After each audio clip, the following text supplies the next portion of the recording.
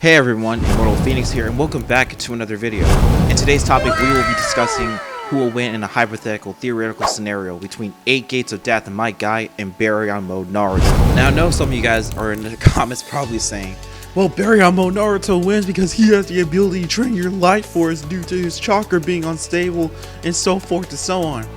But in this video, I want to explain both of their forms in detail, and not only explain how their form works, but the process in which it takes to activate the form and how risky each of their respective forms are, and the cost of using it, etc. But before we begin the video, I just want to ensure that you guys subscribe to the channel, like the video, and turn on post notifications, so that way you won't have to miss on any content that's provided for this channel. But anyways, let's get on with this video. The 8 Gates technique. What is it, and what is its purpose for those who don't have chakra? The purpose of the 8 Gates technique is to control the passage of chakras within a person's body. You see, the brain protects the individuals from hurting their body by allowing them to utilize only 20% of their body's full capability. Individuals learn to open these gates by removing these limitations through training. Individuals gain access to more of their body's chakra with each gate open, boosting their physical strength and speed. Kakashi once stated to Guy that it was not a wise decision for him to open the gates at all. In fact, later on in the tuning exams, we learned that in part 1 of the OG Naruto series, that Rock Lee, when he was only 13, was able to open 5 of the 8 gates. Kakashi then goes on to note that even if this was accomplished, this really wouldn't be attainable through hard work alone. And I'm going to get into the reason why it was not a wise decision for Guy at the time, because it was, even though the gates may give the user power that is greater than average, it can in fact cause severe harm to the user in the process of opening each of the gates. This can easily lead the user to be fatigued, and in worst case scenarios prone to be open to attacks during combat. And in most case scenarios, it can cause muscle tears, bones to break from strain on opening said gates. However, it's not like any of these can't be treated by medical ninjutsu. And the thing is when opening the 8th gate, it can't be a different story. As when My Guy opened the 8th gate, it was far worse than having muscles being torn or bones broken. It essentially, the 8th inner gate is not only the final gate to open, but the process of opening this gate in particular, involves puncturing your chest to direct chakra to your heart. And once that opens, well, you better hope Naruto is still around to keep your chakra from burning out completely, because once that happens, you turn to ash, and your chakra completely fades away. And as I stated, this is an all or nothing type of form. As expected from opening the 8th gate, it does come at a cost. However, despite the severity of opening the final gate, which is the 8th gate of death, let's look at how massively powerful you become when you activate the gate. The user's heart pumps at a maximum speed while the gate is open, giving them a power 100 times that of the 5 Kage. The user's pores and hair generates a burning red aura, known as steam of blood, and the user can execute the Evening Elephant and Night Guy after opening this gate. I cannot express to you how powerful Guy was while in this form. Compared to all the previous gates that any user can activate, in the 8th gates, My Guy was able to contend with a 6th pass user known as Jubidara, who I might add is no joke at all. Madara, before he gained 6th pass ability, was already stomping out the entire Shinobi Alliance and completely crapping on the 5 Kage, and they too were no ordinary fighters. But at the same time, they couldn't compare to an Ito Madara with 2 Rinnegan and can use a near complete Susanoo. And if that wasn't enough, he can use wood clones that can also use Susanoo as well. When My Guy in the Gate of Death was activating Night Guy, his aura was so powerful it was distorting or bending space around him. This isn't a direct result of the technique, but rather a side effect of it.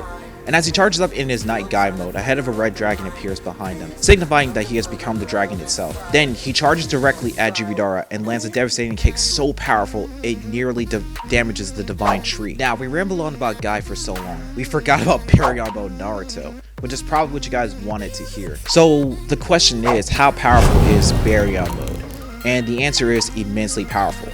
It's essentially Naruto's most OP transformations, and it has restrictions placed into it. One of them is that he can't think any superfluous thoughts, meaning he can't think any unneeded or unnecessary thoughts while in this form, and he can't make any unnecessary movements while in this transformation. However, Naruto is still able to attack his opponents and defend himself while in this transformation, so there are some things that are limited and some things that are not out of his range. How the Baryon Mode transformation works is this. First off, Naruto's chakra and Kurama's chakra are combining together to make new types of energy. In fact, the principles of the Baryon mode work similarly to that of the process of fusion reaction within the sun. I kind of explained in deep detail about that in one of my theory videos about how if Baryon mode can mix in with Sage mode to basically keep the form stable and the chakra and the energy flowing. So if you guys want to see that, it's in one of my theory playlists. Go ahead and visit that on my channel. But let's get back to the topic at hand. The power that this form gives Naruto is unimaginable, unrivaled by anything in the entire franchise. This power transformation is stronger than that of Kurama mode and 6 past Sage mode together, or as Kurama puts it, a whole new type of beast. What Naruto can do in this form is unreal. You see, Naruto is not only capable of outright beating a higher level celestial Otsutsuki being, but he is capable of shaving off the life force of Ishiki. And Ishiki notes that the force of Naruto's punches wasn't the problem. It was getting hit with them that it is the problem. So we kind of already know that he has some sort of life manipulation ability where he instantly shaves off people's life forces just by being touched with them. And Naruto continues to get in multiple hits with Ishiki, draining his lifespan from 20 hours to 30 minutes, and then from 30 minutes to 10 minutes. Naruto is immensely faster than Ishiki in Baryon mode and can even react to Ishiki's rods that fires in a linear direction so fast that not even Sasuke's Sharingan can track it. However, Baryon mode Naruto can casually catch them with no difficulty at all, and he was able to lift Ishiki's cubes with no effort, and Naruto is completely unfazed by his weight in this form and just chucked it at Ishiki. And suffice to say, Ishiki was shocked that Naruto can even lift it with this new power-up. And with all this power, just like the 8 gates, Baryon mode comes at a cost. Either the Jinchuriki of the tail beast, or the tail beast itself dies, or it could be both. Kurama was just listing hypotheticals for whose life was going to be drained first. Alright, after all this, we can finally get into the theoretical fight itself. So, how will this play out? First, this really isn't a fight between who's stronger in their respective forms. Rather, it's about who can outlast who, and which of these powerful opponents will die before the other one dies. First, let's start off with my guy. When he activated the 8 Gates of Death, he was activating Night Guy as a chance to get in a devastating blow on Ten-Tail's Jinchuriki Madara. If we were to apply the same logic to Baryon mode Naruto, Naruto would know to dodge the short range attack at point blank range. And Naruto is not dumb. He would know to avoid such an attack that is very fatal to him, because when Madara didn't dodge the attack, half of his body was gone.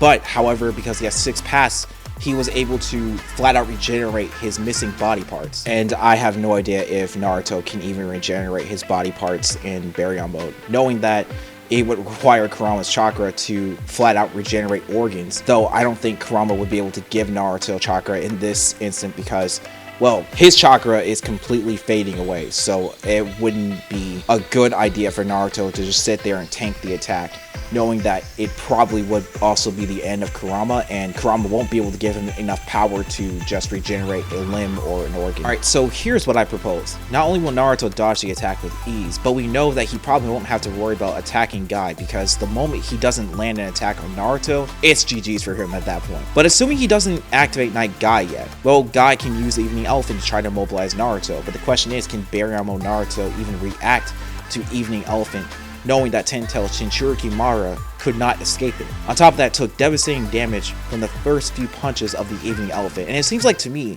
that Naruto can dodge these attacks, and it seems like they are linear attacks at that. Knowing that Baryon mode Naruto is leagues above 6 pass Sage mode and Biju mode in terms of reaction, it would be safe to assume that Naruto could dodge these attacks and, well, probably go behind my guy and land a hit on him, thus drain his lifespan dramatically. And knowing that the Gate of Death plus Night Guy only had a few minutes compared to Baryon mode Naruto's 5 minutes, it suffices to say that Baryon mode Naruto takes the win due to him being able to outlast and kill Guy with only just one punch, and that's due to his life-draining abilities. Anyways, thank you guys so much for tuning into this video. I'm sorry that this video, well, it took long for me to upload another video. I was technically working on this one so that way I can give you guys some content while I'm trying to work on another video. I apologize it took 2 weeks for me to try to come up with an idea and edit the video, but I promise that in the near future I'm going to try to do a double upload so that way you guys won't have to worry about waiting on a new video when it comes out. But this is Immortal Phoenix, and I'm signing right out. And if you guys have any questions, leave it in the comment section down below, or contact me on Twitter and Instagram. Those will be in the links in the description of the video or in the comment section. So this is, like I said, Immortal Phoenix, and I'm signing right out. Peace out, guys.